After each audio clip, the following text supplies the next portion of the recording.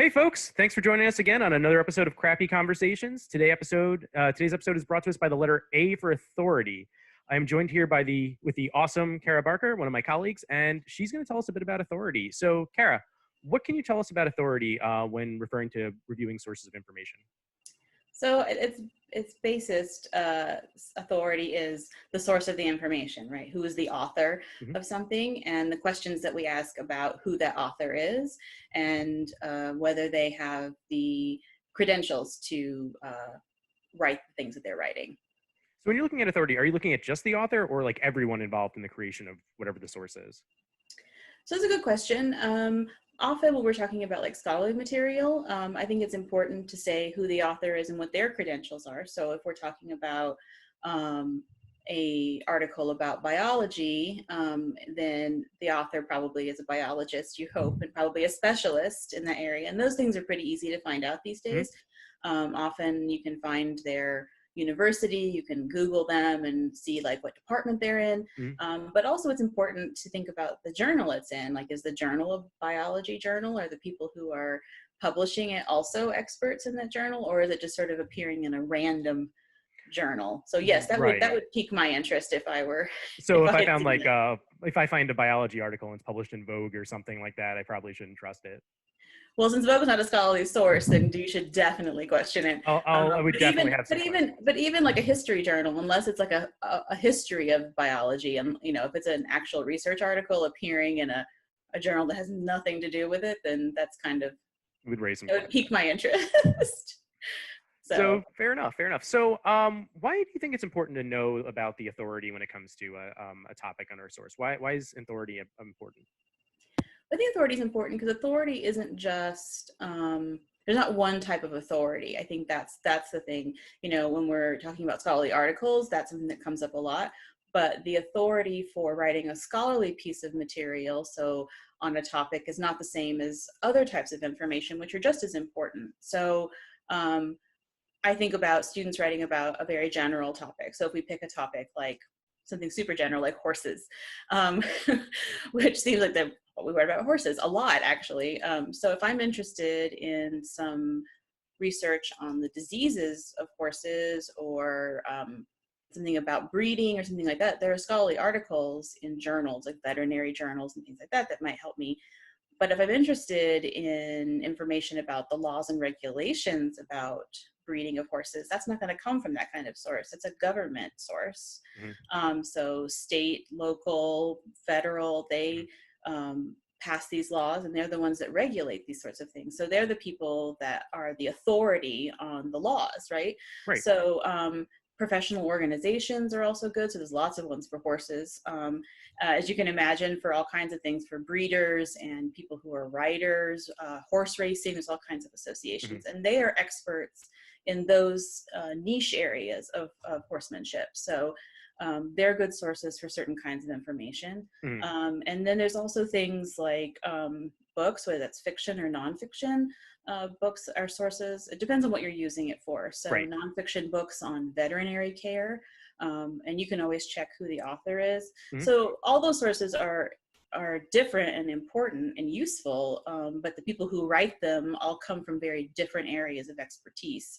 And so if I was interested in becoming a breeder, I might also be interested in someone's personal experience. So if I wanted to interview somebody who in fact was a breeder, that might be a way to get authoritative information from one perspective. Okay, so knowing so they're authoritative on their personal experience as a breeder, and not necessarily on the genetic side of it or what have you. Right.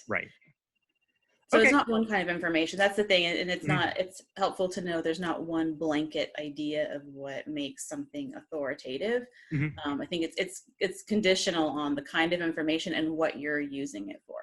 So yeah, let's build on that a little bit. So authority isn't black and white. So there's not just like a check mark like this is authoritative, right? It's not. It's a lot more nuanced than that. Yeah, definitely.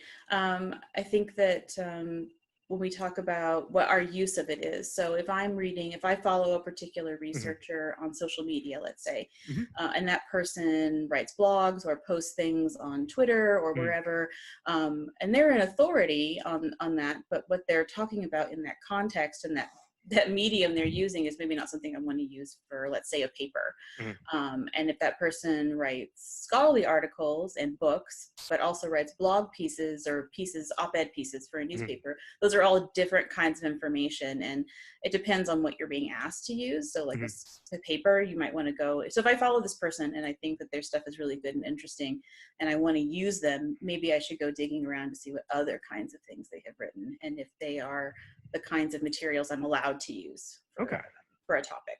So. Okay. So you wouldn't say like one person is authoritative on everything in a subject area? No, and I think that that's what's interesting. I think when we meet we work in academia, we meet professors all the time, and somebody teaches an intro class in English, but their specialty area might be, 20th century Canadian literature. Right. Everybody has a really niche specialty area, and so they might write generally about a topic, but they have a specialty, and so you can usually see that by looking at more of that person's writing, right? I can't tell from the fact they teach an English department that they're an expert on this, but if they've written several articles and maybe a book or other things that are all in the same area, that maybe that person has an expertise. Okay, so looking at what they've written before as a way to see what their authority is in a special subject area. Sure. Yeah, especially someone who's been doing it for a while.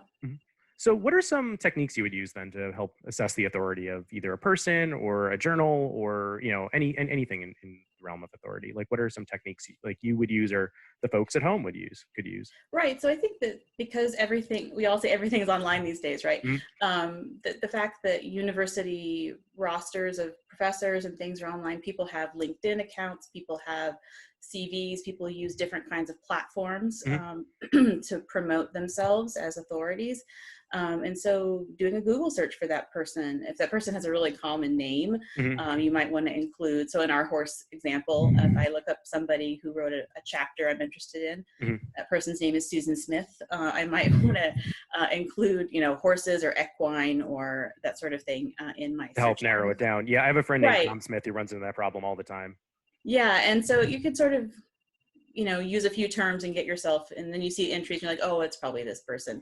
And then you can usually read about that person. If you can't find anything about somebody, especially somebody who supposedly works in a field as a researcher, and you don't see any trace of that person, that's a hint as well these days, because most of us promote ourselves online in some form or fashion. So it's a lot easier, I think, these days to sort of figure those things out. Right, because we all have either some sort of social media, or if you're a publishing author, hopefully you have something published that you can find some record that it exists. And if they, so Google Scholar or a library database or whatever, there's lots of ways to get at, like, so not everybody has a social media presence, and that's fine. But you'd be hard pressed. It'd be interesting if you didn't find anything about somebody. So if they're a complete ghost. Yeah, I think institutions are the same. So we were talking about government sources, I think, and professional organizations. Most of their websites have an about section.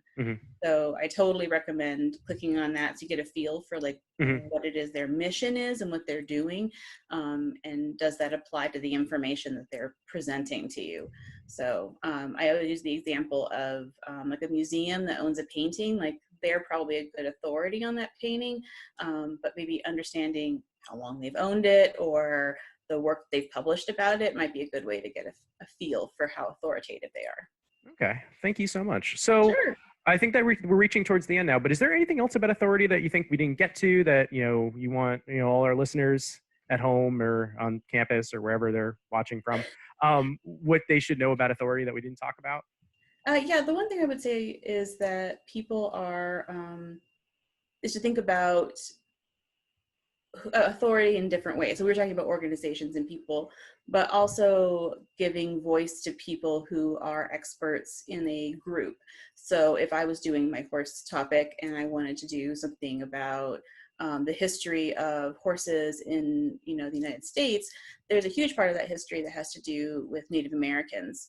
And it would be important in my case to try and include an Indigenous Native American voice in that. So some sort of writing or somebody's perspective in that. And because there's an authority that you can't get as an outsider, as a viewer, as a psychologist or as a researcher, that you can have as somebody who's part of that group. And I think that that's an important consideration.